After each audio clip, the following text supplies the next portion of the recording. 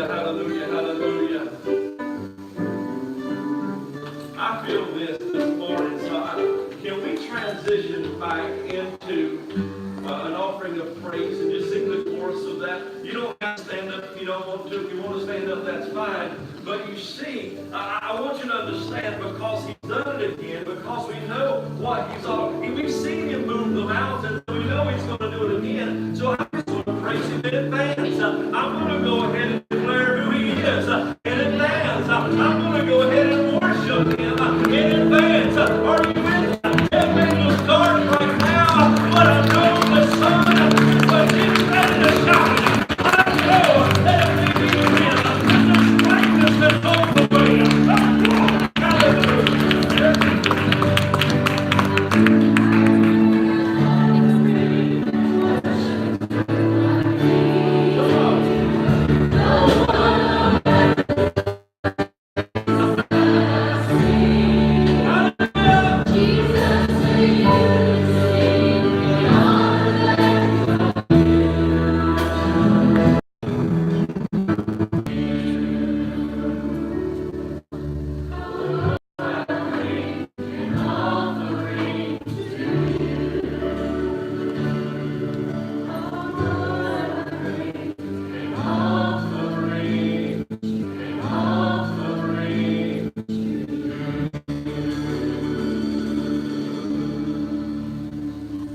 Give the Lord one more hand.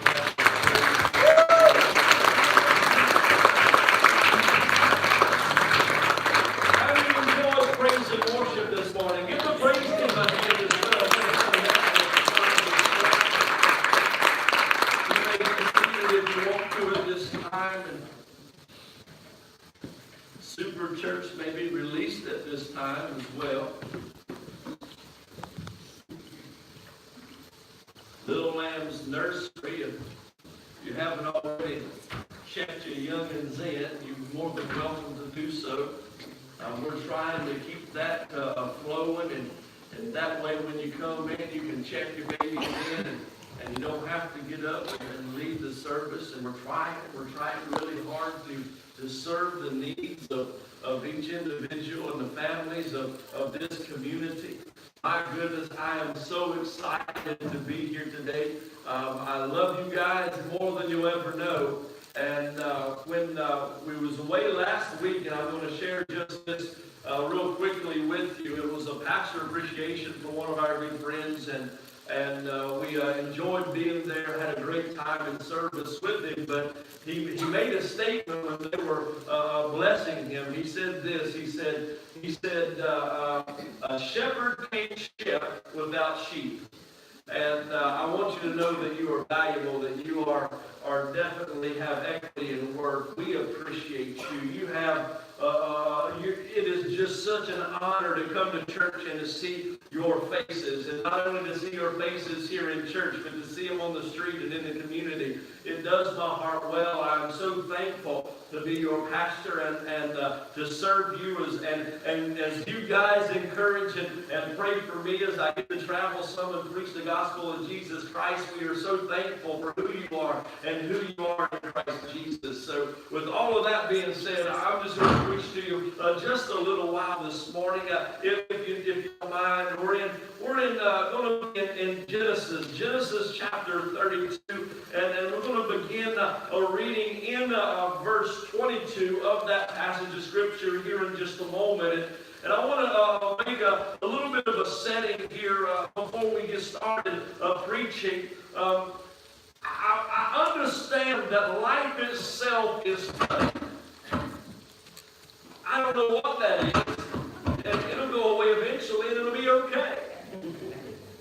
But listen, I understand that life is tough. I understand that there may be some of you here that are facing battles that you just don't know how you're going to see the end of. You don't know what the end's going to look like. All you know is that you're trusting in the Lord. There may be some this morning that says, you know what, Pastor, I believe that I can almost just give up on the Lord. I have struggled and I have stressed, and it seems like that instead of getting any release, it's getting a little bit heavier. I come to tell you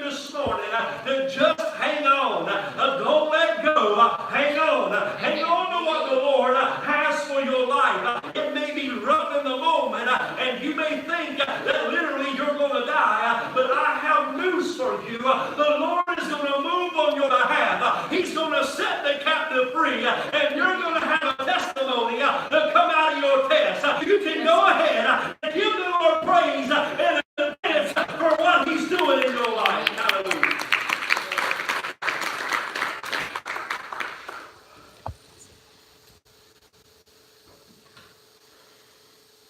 We're going to be preaching this morning on Jacob. And just for a quick moment, I want to set a setting, and then we're going to pray. And as we set the setting, Jacob was not your award-winning character. He probably wouldn't have got the Peace Award. He was a crook. And somebody said, amen. He manipulated.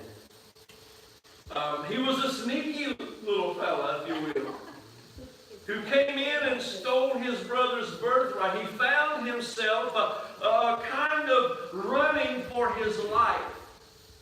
And I began to read this passage of Scripture and study it on Wednesday. And the Lord began to speak into my spirit. And He opened up this passage of Scripture in a way that I've never seen it before. And maybe other ministers have preached it this way. Maybe they've seen it this way. But there was a few things that really stuck out to me. So I want to preach those as the way I feel the Lord has given them to me this morning. And if it's all right, let's go ahead and pray before we dive in. Father, we come in the name of Jesus. We thank you for who you are. We thank you, Father God, for your anointing on our life. And Father, I pray today that this word, that it minister to the hearts and lives of those that are here. And Lord God, that whoever may listen to it on the airways or wherever you send it, Father, that people be encouraged, that they be lifted up, that they know that they can hang on and not let go. Lord, we're believing for a mighty move of your Spirit, not only in this house, but wherever the words fall. So, Father, we pray, let your anointing be real. And, Father, I pray that people sense the anointing that you have upon this house and upon our life. So, Father, God, my mouth to speak the only things that you have, nothing more and nothing less. Father, we give you praise for all that you do in Jesus' name. Amen and amen. In Genesis chapter 32 and verse 11, before we get to verse 22, he says this. Jacob says, deliver me, I pray thee, from the hand of my brother, from the hand of Esau, for I fear him, lest he will come and smite me, and the mother with the children. So listen, he is afraid for his life. The Lord has instructed him to go back to his homeland, and he believes that his brother is going to kill him. Literally, he believes his brother is going to kill him. So in verse 22, we pick up, it says, and he arose that night and took his 2 wives, his 2 female servants, and 11 sons, and crossed over the ford of Jabbok, and took them, set them on the brook, and set them over what he had. He sent his possessions with him. He says this, then Jacob was left alone, and a man wrestled with him until the breaking of day. Now when he saw that he did not prevail against him, he touched the socket of his hip, and the socket of Jacob's hip was out of joint, and he wrestled with it. And he said, let me go, for the day breaks. But he said, I will not let you go unless you bless me. So he said to him, what is your name? He said, Jacob. And he said, your name shall no longer be Jacob, but Israel. For you have struggled with God and with men, and have prevailed. Then Jacob asked, saying, tell me your name, I pray. And he said, why is it that you ask my name? And he blessed him there. So Jacob called the name of that place Peniel, for I have seen God face to face, and my life is preserved. And as he walked over Peniel, the sun rose on him, and he limped on his hip. You say, well, what's the point in this message? Understand that Jacob was left alone. in this moment that he was fearing for his life, and maybe he was fearing for his children and his family and all that he had. He was afraid that his brother was going to come and he was going to smite him and take everything that he had. And listen, he took them, and I believe maybe to a place of hiding, but then he got alone. He was by himself. How many of you know that the greatest battle that you'll ever face is when you're alone? Oh, come on. I've heard this passage of Scripture preached many times in many different ways. And as I was studying, the Lord began to quicken in my spirit a few things. And one of those is this, that we must choose wisely what we do in our alone time. That's a good place for an amen. Amen. We must choose very wisely what we do in our alone time, because in our alone time is when our mind runs rapid. In our alone time is when we're tempted. In our alone time is our choice of whether we're going to serve the Lord or whether we're not. Hey, listen, nobody else is watching you. Nobody's around you. And guess what? It's just you and the Lord. It's you by yourself. Or maybe you and the enemy, whomever sets camp there. When you are alone is when some of the greatest battles take place. Amen. In the passage of Scripture, he says this. He says that he fought with man. And I began to think about this because I had originally understood that maybe it was a physical angel that had come down and he was really duking it out with the angel. But what I found in my research is that man was mortal man. Not immortal man or immortality. It was mortal. So what was actually happening was that Jacob was battling and wrestling with himself.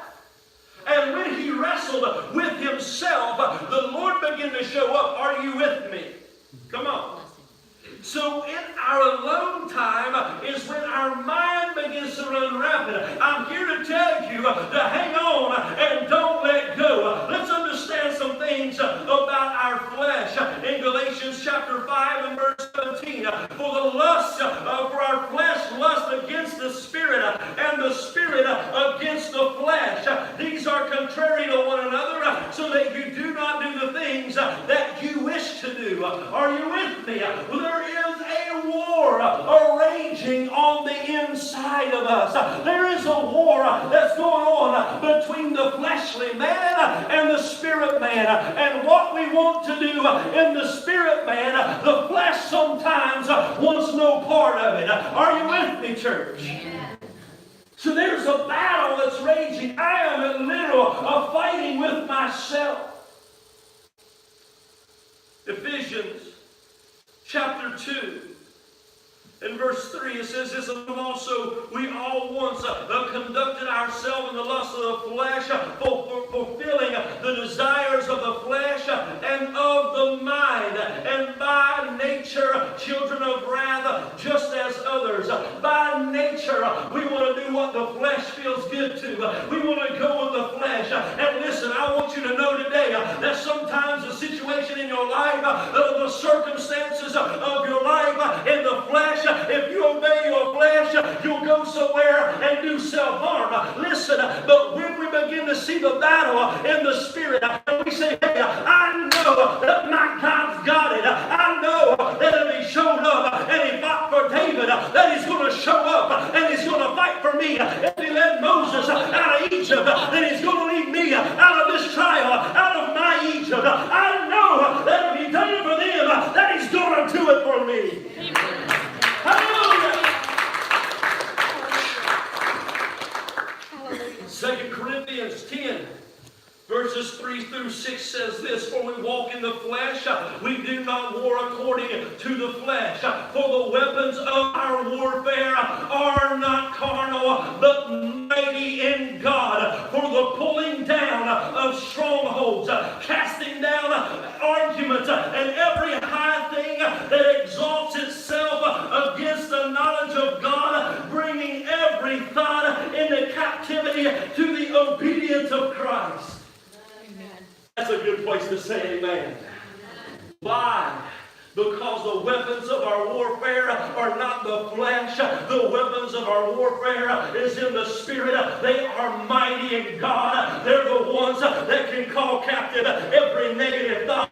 Everything that comes against you when the enemy comes in and says it's time for you to give up. You say, no, sir, in the name of Jesus, I'll continue on. Oh, when he comes in and says, why do you want to live a Christian life anymore? You can come in and say, no, sir, because he died on an old rugged cross for me, and his blood was shed on my life, and I am a child of the Most High God, so I will serve him. The devil, leave me alone. I'm going to hang on to Jesus, and this flesh, it will not stop me. The battle that I have with this man, it will not stop me. Amen. Oh, come on.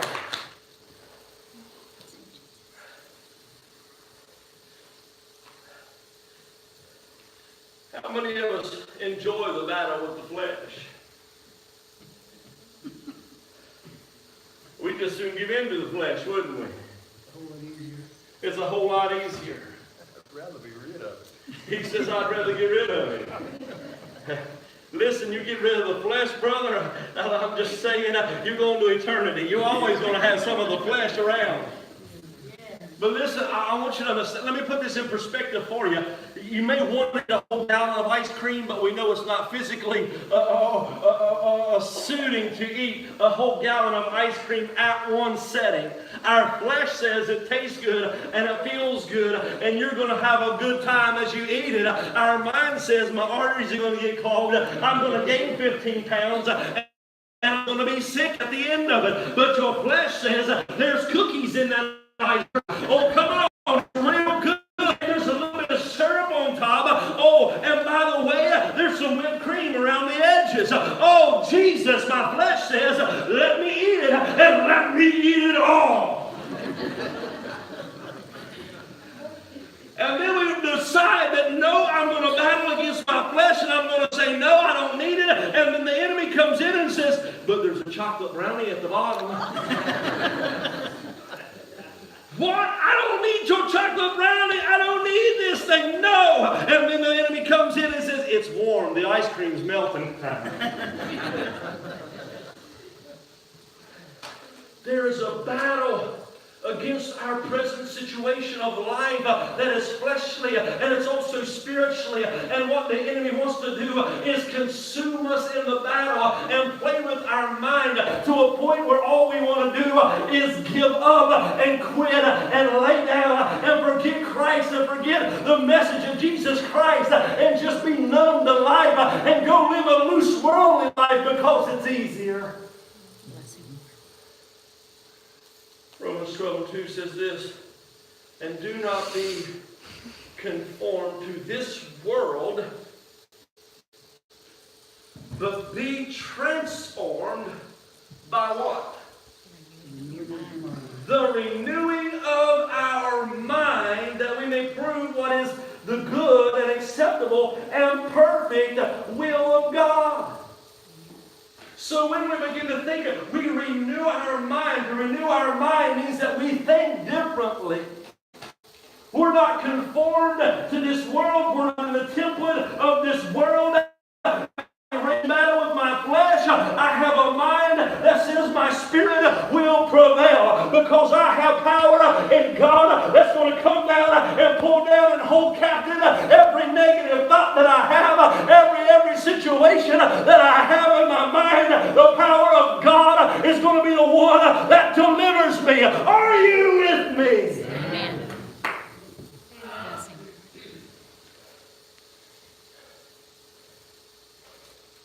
Things that plague your life will be birthed in your mind. Amen. You will think them before you ever do them. Amen.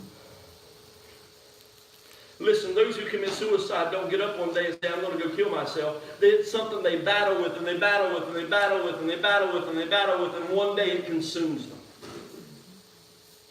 So how do we get away from it? When it's first birth and we recognize this is not a thought of God, we hold it captivity. What that means?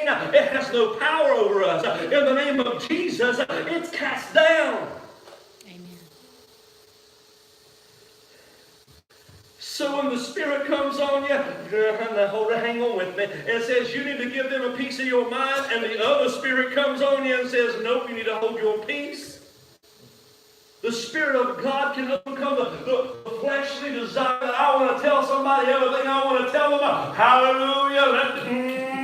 And say, nope, this isn't the time, this isn't the place. I have a better plan for your life. The war rages in our mind. Jacob said this. He said, I will not let you go until you bless me. Hold on, back up to Bethel. What do you mean? He had his head laying on a rock, and he was there, and he come and had a dream, a vision, and he woke up and talked to the Lord, and the Lord blessed him there. So why is he asking for a second blessing if the Lord had already blessed him? The war is in our mind. He was heading back to his homeland to meet his brother, and his brother's going to kill him. But he already had the promise that everything was going to be all right. You've got the promise that he is for you and not against you. You've got the promise that he'll never leave you nor forsake you. You've got the promise that he'll be your healer. You've got the promise that he'll be your deliverer. And glory to God, if he was that in the first trial, he'll be that in this trial. Amen. Hallelujah. Hallelujah. My. Thank you, Jesus. Thank you, We Lord. find that in the word blessed, it is barak, but there is a double meaning to that word. Hang with me. It means to bow or to kneel in adoration. All right? But it also means to be shown favor of God. So Jacob says, I will not let go until you bless me. The word bless, he is at a place, he's wrestling with himself, he's wrestling with God, and in his mind the battle rages, and he says, I'm not letting go, I'm not quitting, I'm not giving in, I'm staying here for the long haul. Until you bless me, I'm not letting you go. Oh, come on. He says, until I know for sure your favor's on my life. Listen, he was at a place of adoration. He was at a place where he was seeking God. He was at a place where he was pushing forward into the presence. He was wanting something more than just a fleshly feel-good. He was trying to get his mind right, and he knew that he needed the favor of God. So when we come to a place of adoration, guess what? The favor of God just may be poured out on your life. Praise God. Woo-hoo! Thank you, Jesus. My. Thank you. It was simple. He was getting in touch with God for his present situation. Isaiah 55:6 says, seek the Lord while he may be found, call upon him while he's near. In Acts chapter 17 and verse 27, it says, so that they should seek the Lord, so that they may seek the Lord, in the hope that they might grope for him and find him, though he not be far from us. What does grope mean? It means to reach out. I may not be able to see in the darkness. I may not be able to see the things around me, but I can reach out for him. I can make an effort to get a hold of him. And when I do, he's not far from us. That means that in my trial, in my tribulation, he says, I will be with you always. Sometimes I got to overcome my flesh to reach out into the Spirit and say, Lord, I got you. I'm not letting go until you bless me. Come on. Some of you got lost children. Maybe a husband, maybe a wife that's lost, don't know Jesus as Savior and Lord of your life. Maybe it's your neighbor, your co-worker, and it seems like things are greener. And listen, all we've got to do is reach out and grab a hold of the Lord and say, I'm not letting go until favor is shown. And they give their heart to Jesus. I'm not letting go. I'm not giving up until you give me assurance that it's going to be okay, that this child is going to bring them in. Oh, Lord, I've got a hold of you, and I'm not letting go. Amen. How about it? preacher. You know what I deal with on a daily basis from the enemy? Well, James chapter 4 and verse 7 and 8 says this, therefore submit to God, resist the devil, and he'll flee. Why? That's a good place for us to shout amen right there. Because if I am submitted to God, I got to hold him. I'm his. And I resist the enemy. The Bible says that he will flee. He says, draw nigh me, and I'll draw nigh unto you. I have resisted the devil. I am submitted to the Lord. And he's what? If I push into him, he pushes back to me. Elastic.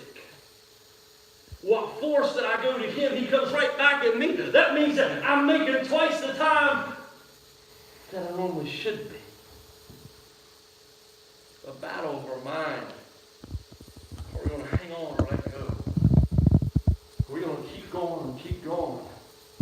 Are we going to seek the Lord, his will for our life? Are we going to give heed to the things of the flesh? Jacob believed that the Lord blessed him. The enemy would surrender. The Lord had already blessed him. The Lord had already did it. Amen. Just need a reassurance. Are you sure I'm doing right? Are you sure I'm hearing from you? I'm walking this path and they say Esau, my brother, is coming after me, and here I am, my children, and here's my family, here's my goods, he's coming to kill me. Oh no, what's happening? Oh no, Lord, are you still with me? I need your favor in my life. In Isaiah 59, and I believe we need to hear this today, church. In Isaiah 59 and 19, it says, so shall they fear the name of the Lord from the west, and his glory from the rising of the sun. The enemy comes in like a flood, but the Spirit of the Lord will lift up a standard against it. Hey, I want you to know that the enemy may be coming at you. He may be trying to play with your mind, but the Bible says when the enemy comes in like a flood, he's going to make a way of escape. He's going to raise you up. He's going to get you out of harm's way. How does that happen, preacher? When our mind is fixed on the things above. Oh, come on. To know that God is able, that he's going to deliver, that he's going to move. Listen, be encouraged. Don't let go. Hang on, because the Lord is getting ready to raise up a standard. He's getting ready to give you an avenue of release in your life. He's getting ready to give you an escape in your life. Hallelujah. Hallelujah. Thank you, Jesus. Thank you, Lord. Thank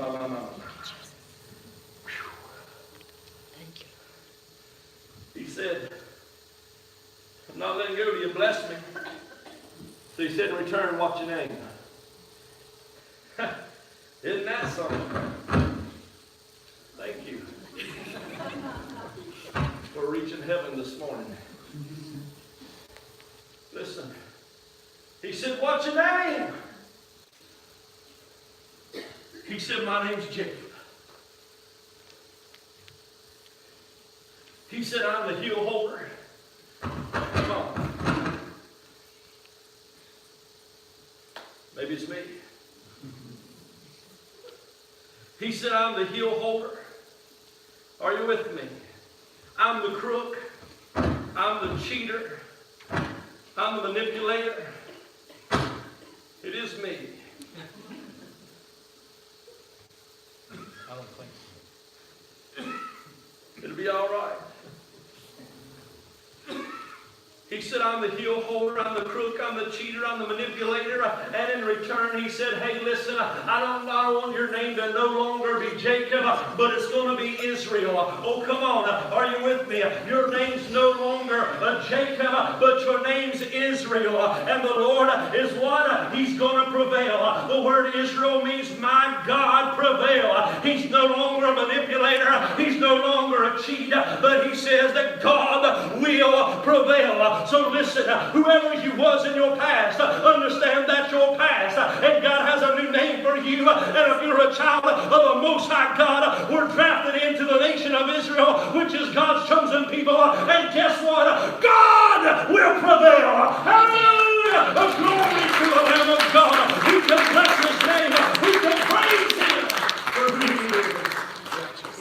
No longer was he bound by his past. He hung on until the Lord went ahead and touched him and moved on him and said that God will prevail. Amen. Notice the success. He ended up with his brother's birthright. But how did he end up with it? He cheated him out of it. Are you with me? He relied on his own craftiness and his own deceitfulness to rob his brother so that he may have the blessing. The second time that he was blessed was when he had fled Lebanon and that his wife's father-in-law was coming to kill him, and he began to seek the Lord again for blessing. Are you with me? And all of a sudden,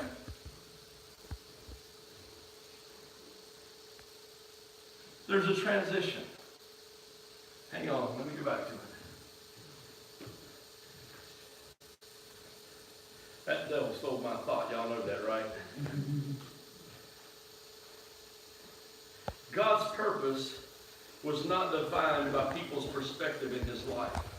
When he cried out for blessing, that means that God was getting ready to do something in him that he had set before the foundations of time.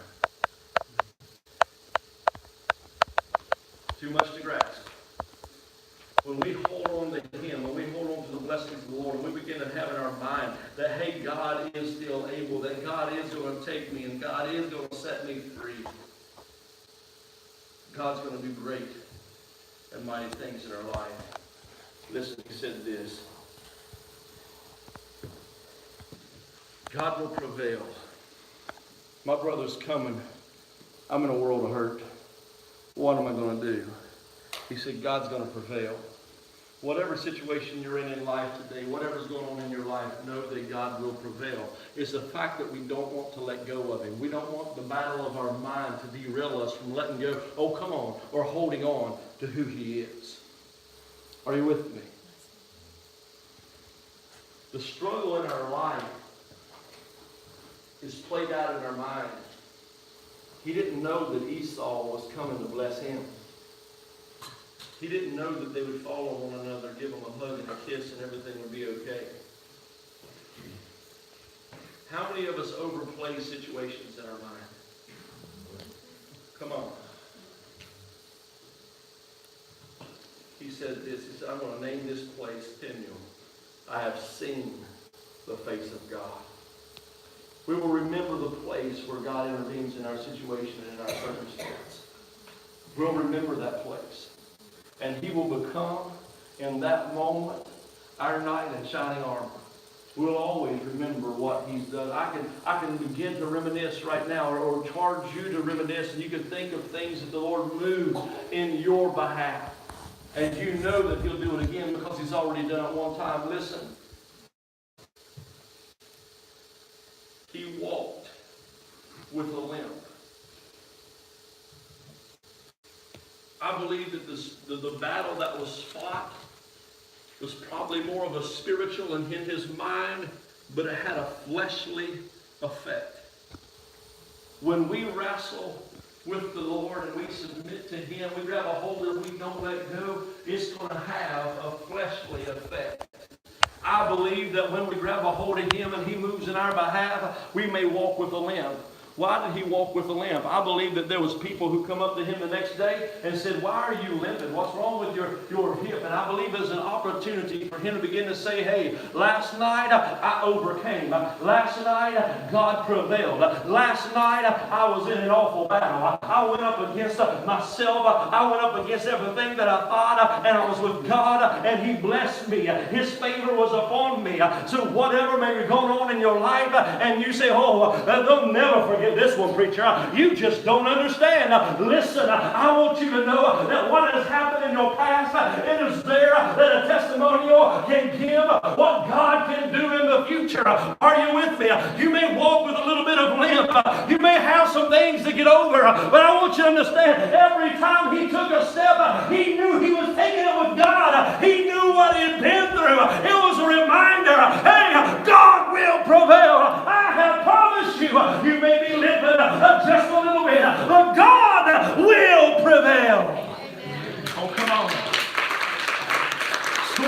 going on in your life, whatever trials in your life, I want you to know, hang on. God's going to prevail. He's going to take you through it. He brought you to it. You're an overcomer by the blood of the Lamb and